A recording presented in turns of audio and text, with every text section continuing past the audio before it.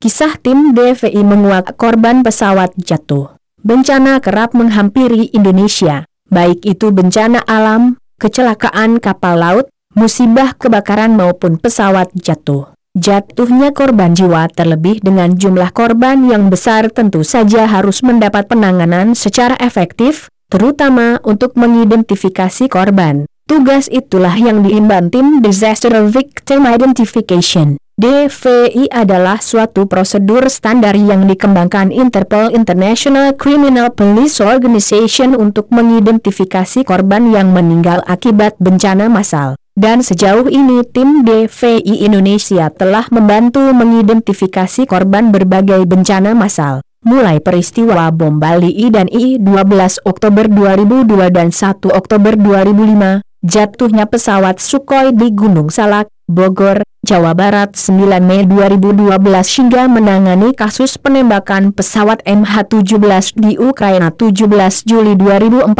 Boleh dikatakan, indikator kesuksesan suatu proses DVI bukan didasarkan pada cepat tidaknya proses tersebut berlangsung, melainkan lebih didasarkan pada akurasi atau ketepatan identifikasi. Namun di Indonesia, tahapan DVI terkadang menemui kendala. Misalnya mengumpulkan data antemortem ciri-ciri fisik korban sebelum meninggal dunia yang diantaranya meliputi sidik jari dan rekam medis. Saat ini tim DVI Polri pun menemui kesulitan dalam proses identifikasi jasad penumpang pesawat Air Asia KZ8501 yang jatuh di perairan Selat Karimata pada Minggu pagi 28 Desember 2014. Pencarian dan evakuasi memasuki hari ke-7. DVI Polri pun berpacu dengan waktu terhadap proses pembusukan jenazah penumpang.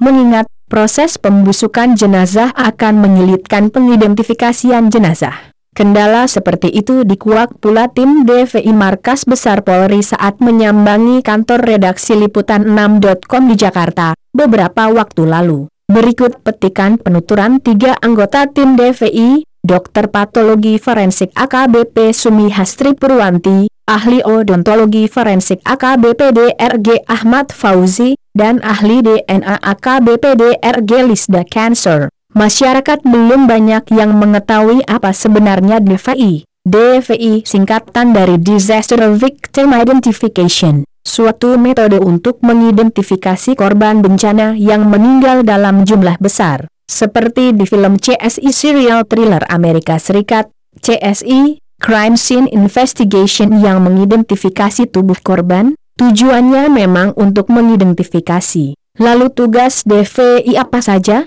Tugas DVI ada 5 fase. Fase 1 di TKP tempat kejadian perkara, fase 2 di postmortem, fase 3 antemortem, fase 4 rekonsiliasi, fase 5 debriefing analisa dan evaluasi. Ada bagian khusus di DVI sendiri, dalam setiap fase DVI ada ahlinya masing-masing. Kami biasanya bekerja di fase 2, yaitu bekerjanya di kamar jenazah. Di kamar jenazah yang bekerja adalah ahli-ahli seperti Dr. Hastri Patologi Forensik, kemudian Dr. Fauzi Odontologi Forensik yang mengidentifikasi melalui gigi, dan Dr. Lisda di DNA. Adanya DVI di Indonesia sejak kapan? Sejak tragedi bom Bali I 2002, dan kami mulai bergabung dengan Pusat DVI Nasional tahun 2003.